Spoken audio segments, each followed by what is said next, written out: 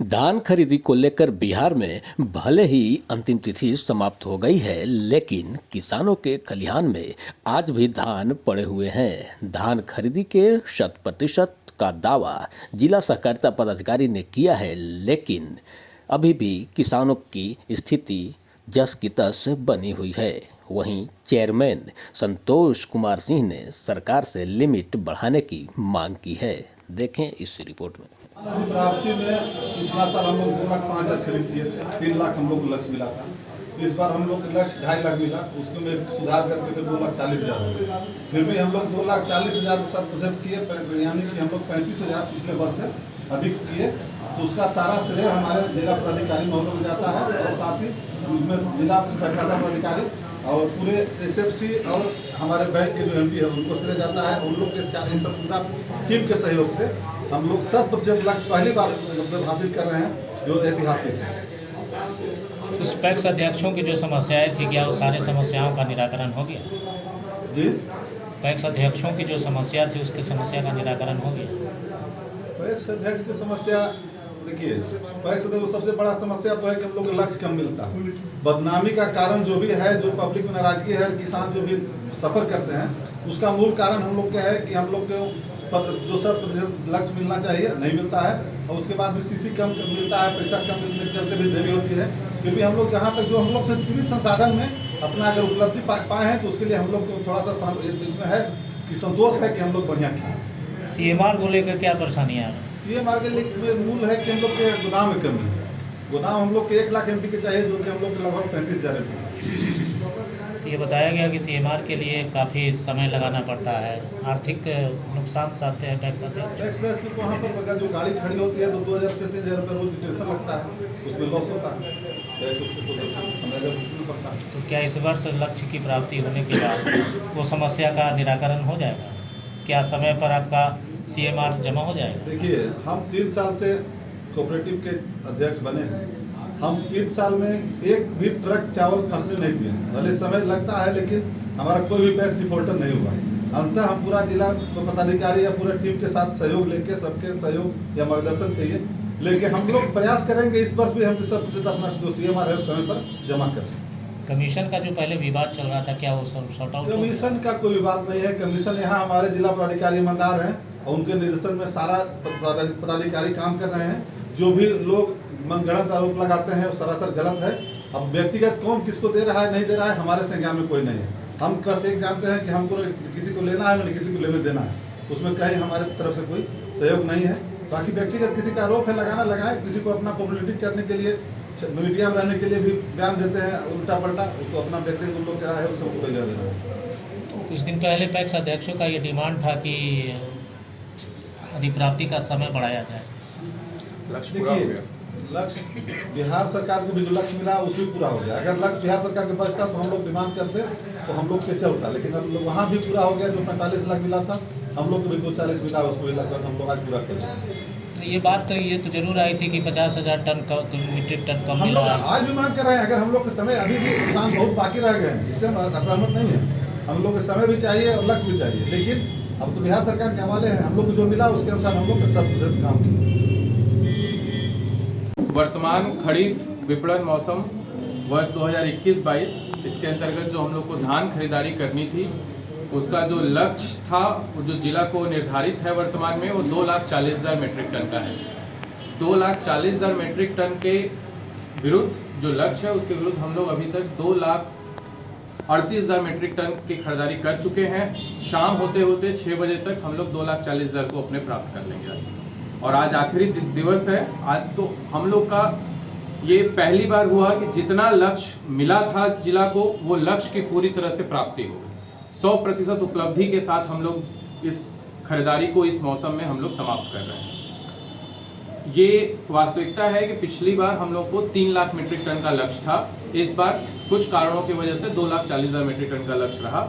लेकिन जब 3 lakh metric ton का लक्ष्य था तो भी हम लोगों का जिले की खरीदारी सिर्फ राउंड फिगर में बात किया है तो 2,05,000 मीट्रिक टन हुआ था।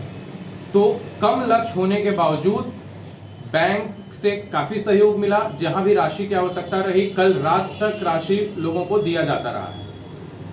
उसके अलावा राशि के अलावा दूसरी जो चीज़ हम लोग के फेवर में रही कि इस बार पिछले वर्ष की तुलना में एसएफसी की तरफ से 10,000 मीट्रिक टन एक्स्ट्रा चावल रखने के लिए जगह भी मिला। उसके अलावा हम लोग को समय से रेट भी मिला, तो उसका भी कुछ फ़ायदा हुआ। तो चेयरमैन साहब बैठे हुए हैं, चेयरमैन साहब के नेतृत्व में, डीएम साहब के मार्गदर्शन में और बाकी एमडी साहब हैं, उन्होंने भी कहीं भी किसी भी पैक्स को इस बार कहीं पे भी काम रोकने जैसा कुछ भी फील नहीं हुआ है। तो सारा काम सुचारू रूप से हुआ। हाँ, कहीं कहीं शिकायतें आई हैं, उन शिकायतों पे कार्रवाई भी हुई, कुछ बीसीओस के ऊपर भी कार्रवाई हुई, कुछ पैक्स के ऊपर भी कार्रवाई हुई। उनके लक्ष्य को भी लगातार कम किया गया जिन लोगों के द्वारा शिथिलता बरती गई।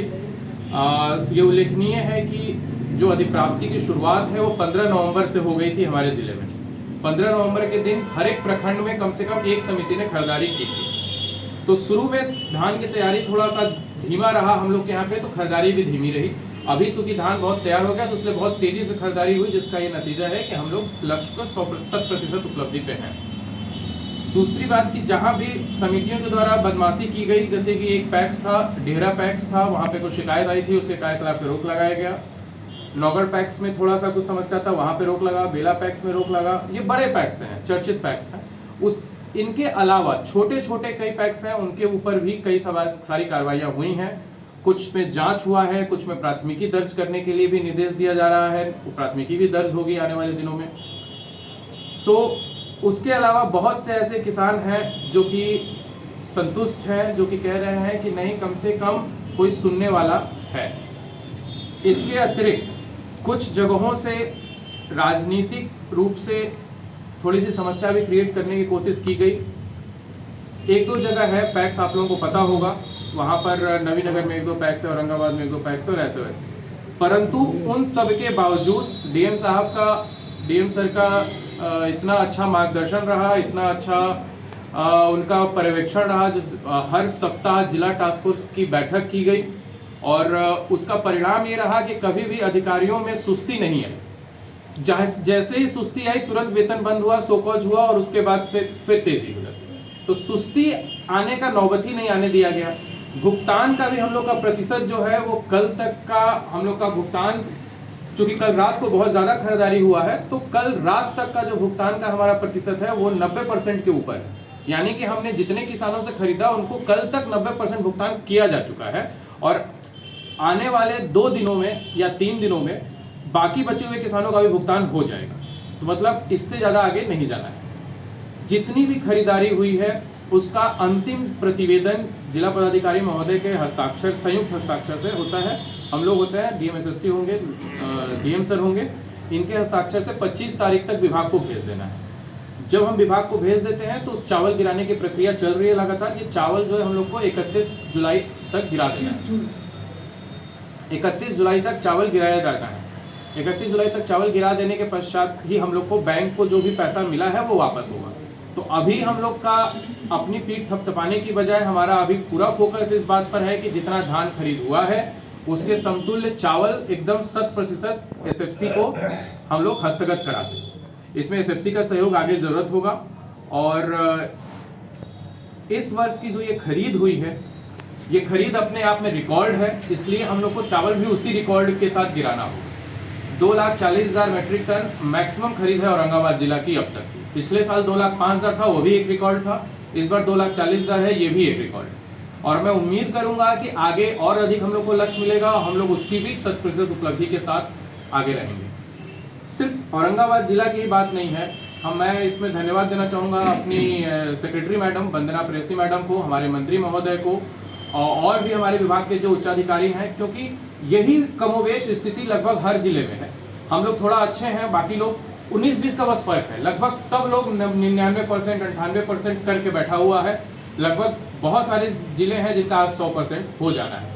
तो इसलिए ये ऐतिहासिक मोमेंट है हमारे जिला के लिए भी, हमारे राज्य के लिए भी, और इसमें जितने भी पदाधिकारी संलग्न है उन सबके सहयोग के लिए मैं सबको हार्दिक धन्यवाद देता हूं। चेयरमैन साहब को हार्दिक धन्यवाद देता हूं, एमडी साहब को हार्दिक धन्यवाद देता हूं, डीएम एसएफसी साहब हैं पंकज सिन्हा साहब, उनको भी मैं हार्दिक धन्यवाद देता हूं। एसएफसी के जितने भी पदाधिकारी हैं सबको भी हार्दिक धन्यवाद है। और जिला प्रशासन की तरफ से भी काफ़ी सहयोग मिला। SDO sir Aurangabad, SDO ma'am Daudnagar, बाकी हमारे जितने वीडियो साहब लोग हैं, सीओ साहब लोग हैं, सब लोगों ने जांच किया। अभी कुछ दिन पहले मीडिया में आ भी रहा होगा न्यूज़ कि हर एक पदाधिकारी जांच कर रहा था पिछले 3-4 दिनों से। तो लगातार जांच की गई, जो भी शिकायतें हैं उसका निवारण किया गया। उन सब लोगों का भी हार्दिक धन्यवाद। सर कुछ सवाल भी कैसे यकीन किया है? हमसे आपको भय भी लग रहा है, सब कुछ है, इहो लग रहा है कि इसमें कुछ गलती छाप देता है। और 20 दिन पहले मैंने आपको दस्तावेज दिया था, देखिए अगेन अब अभी तक मेरा धान नहीं खरीदाया, तो कैसे मान लिया जाए कि आम इंसान का धान खरीदाया होगा? नाम पता बताइए। डीएन मोवार आप बोल रहे हैं ना? जी जी जी जी जी एकदम। अभी भी आपको फोन ही पर बात करने की फीलिंग आ रही है। अब बताइए कि मेरा आपका धान नहीं खरीदा? नहीं, हमने कागज भी दिया है। इनके यहाँ का धान छुड़ाया है, उनके बोलने से नहीं। तो पर्सनल अगर आप कहेंगे तो दूसरों को पर्सनल प्रेस कॉन्फ्रेंस नहीं हो पाएगा। पर्सनल नहीं बोल रहे हैं सर, हम ये पूछना चाहते हैं। ऐसे 2000 किसानों का फोन का मैसेज होगा और नंबर होगा, और कहिए तो मैं उनका आपको नाम दे देता हूँ कि आप उनसे आगे पूछ लीजिए वो किसान है कि नहीं है। और नहीं, हम नहीं करेंगे किसान नहीं, लेकिन जहाँ शिकायत मिला वहाँ जांच नहीं हुई ना सर। नहीं, शिकायत आप खैरा नहीं गए जांच करवाने? शिकायत जो पूरे गांव में 400 बीघा जहाँ जमीन है, और जहाँ से मात्र 2 किसान का 55 बीघा का खरीदा गया, 390 बीघा किसानों का धान नहीं खरीदा गया, और वहाँ जांच टीम नहीं भेजे। अब आप कहें कि हम जांच करवाए, तो कहाँ करवाए जा रहा आया होता तो जांच हुआ। हाँ, ये कहिए कि हमने जरूरत नहीं समझा। या ऐसा भी है जैसे आने के समय में हम लोग को पता चला, मैं किसान नहीं हूँ, सिर्फ भी ज़मीन नहीं है, लेकिन फिर भी अभी आने के बाद ये पता चला कि जो किसान नहीं, जिसके पास धान नहीं है, उसके अकाउंट में भी धान खरीद का पैसा चला गया। इसमें क्या सच है? हाँ, ये अगेन समिति अभिलेख के आधार पे खरीदारी करती है। प्रक्रिया अभिलेख को अटेस्ट करने का काम 2 लोगों का होता है, किसान सलाहकार और वार्ड सदस्य। मैं ऑफिस में बैठ के ये नहीं डिसाइड कर सकता हूँ कि फलाना व्यक्ति किसान है या नहीं, और ये संभव ही नहीं है कि अगर 50,000 या 45,000 या 40,000 रजिस्ट्रेशन हुआ है तो मैं 40,000 व्यक्ति के घर पे जाके और प्रशासनिक तंत्र को भेज के चेक करवा लूँ कि वहाँ पर वो किसान है कि नहीं। इसी चीज के लिए वहाँ पे 2 लोगों को अधिकृत किया गया है, यह उनकी जिम्मेदारी है। विभागीय निर्देश में लिखा हुआ है कि उनको अटेस्ट करना है कि फलाना व्यक्ति किसान है या नहीं है। अगर उनके द्वारा अपनी जिम्मेदारी का निर्वहन सही ढंग से नहीं किया। मेरे कहने का मतलब था कि कुछ ऐसे भी किसान हैं जिन्होंने कहा कि मेरे पास एक छटाक धान नहीं है, लेकिन हमारे अकाउंट में पैसा आ गया है धान बिक्री का। इस बार बिहार सरकार का जो निर्देश है नीति, उसमें ये था कि रजिस्ट्रेशन कराने वक्त किसान जो है वो उसके मोबाइल का OTP लगेगा, रजिस्ट्रेशन कराते वक्त उसका खाता नंबर लगेगा, वो किसी विभाग पे पहले से किसान के रूप में निबंधित होगा, उसी का नाम पर रिपोर्टिंग हो सकता है। तो इसका मतलब है कि उस व्यक्ति का नाम कृषि विभाग में उसने अपना रजिस्ट्रेशन एज ए किसान करवाया हुआ है। पॉइंट 1। पॉइंट 2, उसके मोबाइल नंबर पे OTP आया होगा, उसने अपना रजिस्ट्रेशन धान बेचने के लिए करवाया होगा। पॉइंट 2, अगर उसके पास धान नहीं था तो उसे रजिस्ट्रेशन नहीं करवाना चाहिए था।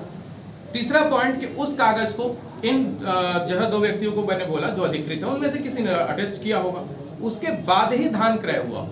तो अगर किसान को धान नहीं बेचना था तो उसे रजिस्ट्रेशन नहीं कराना चाहिए था, नहीं कराया होता। मेरे नाम पे रजिस्ट्रेशन नहीं है, मेरे नाम पे कोई दुनिया में कोई ताकत नहीं अधिप्राप्ति करा सकती है मेरे नाम पे। हमारे पास धान ही नहीं है, लेकिन रजिस्ट्रेशन ही नहीं कराना। सर ये सारा कार्य समिति किया है, ये किसान नहीं किया है। मोबाइल OTP सब समिति के द्वारा किया गया है। देखिए ये तो वही बात हो गई कि 90% सर ऐसा है जिस पर ना वार्ड का दस्तखत है ना किसान सलाहकार का दस्तखत है। वो एकदम मैं उसका जवाब दे ही दूंगा, अगर जब दस्तखत होगा तो जिंदगी भर पत्रकारिता नहीं करूंगा। हम आपके पास दस्तावेज लाके पता है ईगो पे ले रहे हैं। आप सुने ना, एक मिनट हमको 90% केवल उसमें गलत है। ना कुमार जी, हम यहाँ अध्यक्ष के हैं और हम यहाँ पर सुन रहे हैं, तो हमको जैसे सीधे आप अध्यक्ष पर आरोप लगा रहे हैं तो हमसे पूछिए, इसका जवाब इनका विभाग के पूछिए। अगर दोनों के ये जो बता रहे हैं कि अधिकृत है वार्ड, अधिकृत है किसान सलाहकार, हम करेंगे 90%। कल आप टाइम दीजिए और हम उस पंचायत में चल रहे हैं, DCO साहब भी चलेंगे। अगर नहीं होगा तो कल आपको पत्रकारिता छोड़ ही देना पड़ेगा जी। हाँ, एकदम छोड़वा देंगे। दावा के साथ करता हूं। हम दावा के साथ करते हैं, कल आपको साथ चलेंगे, हम एकदम छोड़वा देंगे। चलिए तैयार होगा।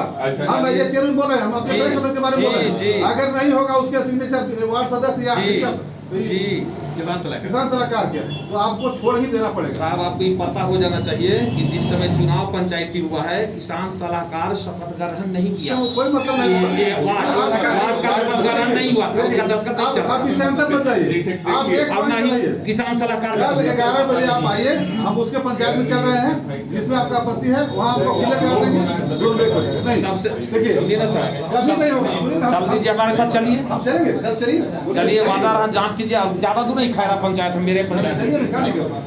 ज्यादा दूर नहीं चलेंगे, हम अपने पंचायत में मेरा जाते पंचायत आपका फोल्डर है आपका। ये यहाँ पे सभी लोग समझ गए होंगे इनका निजी मसला है। निजी से कोई मतलब नहीं है। अरे किसान है ना सर, निजी रहे चाहे किसान है ना। किसान, हम पत्रकार है तो किसान नहीं है क्या? क्या पत्रकारिता किसान में नहीं जा सकता है? क्या सामने बन सकता है क्या? ये क्या तरीका है कि हम किसान, अपना निजी मामला है, हम देश का किसान है। अरे बैठिए ना, हमारा भी कर्तव्य बनता है कि हम धान बेचेंगे। अगर आप नहीं लीजिएगा मत लीजिए, लेकिन मैं पूछूंगा कि जब मेरा धान नहीं खरीदा सकता है तो एज एक आम जनता का धान कैसे खरीदाया? आपका जो मसला है उसका हल कल निकलेगा। कल चलिए ना भाई, आप उस पंचायत, खैरा पंचायत में डिफॉल्टर है आपका, कहाँ भी कहा है आपका धान? टैग होगा। भोपतपुर में भी भोपाल चलिए, कल भोपाल को देख लीजिए, कागज है कि नहीं, उसको सिग्नेचर है कि नहीं है, उससे क्या दिक्कत? आप भागते क्यों हैं? तब देखिए उसको, आप देखिए। आप लोग आरोप लगा रहे हैं कि रैयत गैर रैयत टैक्स नहीं बनाया, सरकार ने बनाया। गैर रैयत इसलिए बनाया गया कि बटेदार जो खेती करता है, दूसरे के खेती में करता है, उसके ऊपर सिग्नेचर होगा कि हमारे खेत पर ही खेती किया है, तब उसको भुगतान हुआ है। तीसरा बात जो है, जो जिनको डीसीओ साहब से पूछ रहे हैं, है कि किसके खाता में गया। जब तक उसको खाता में आपका चेक नहीं दीजिएगा, आपका खाता में आपको बिना वेरिफिकेशन के बैंक खाता नहीं खुलता है, तो आपके बिना चेक का पैसा निकलता नहीं है। आपके पास पैसा करके आप उस चीज में कर लीजिए, उनको बुलाया लाया जाए कि हमारा हमको पैसा डाला गया है, हम तो उसको पूरा सिद्ध कर देंगे, उसको पैसा छोड़ देंगे। ऐसा कुछ नहीं है। जो भी है किसान है, और जो बिचौलिया कहते हैं कि किसान से नहीं लिया गया, तो उस पंचायत के निवासी है कि नहीं? अगर उस पंचायत के निवासी है तो किसान है, अगर किसान नहीं है तो चलिए उससे का पॉइंट। आप लोग सीधे पैक्स को दोषी मानते हैं, ये गलत है। आप उस पंचायत को जांच कराइए, और रहा बात के हाँ 2 आदमी के लिया गया, 4 आदमी के लिया गया, तो अभी तक जिला पदाधिकारी के यहाँ आवेदन पड़ना चाहिए था।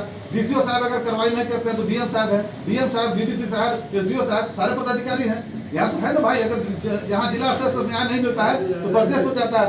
तो आपने आवेदन नहीं दिया तो फिर आप आरोप क्यों लगाएंगे? पैसे क्यों नहीं करता? आपको आवेदन देना चाहिए था। अब हमारे भी संज्ञान में कहीं नहीं दिए हैं। अब ये एक ऐसा होता है कि एक गाँव में 100 आदमी है, 100 धान बेच सकता है, एक गाँव में 1 आदमी नहीं बेचेगा, तो उसमें पैसे दोषी नहीं है। संतोष भैया, ये जो गैर रैयत है, जमीन मालिक से उसको दस्तखत करवाना अनिवार्य है ना? जमीन मालिक से एक और बात है, दस्तखत नहीं करवाना। जानकारी के लिए बता दे रहा है, रैयत और गैर रैयत सरकार की चलती है। जैसे मान लिया किसान है, जमीन आपके बाबा के नाम पे है,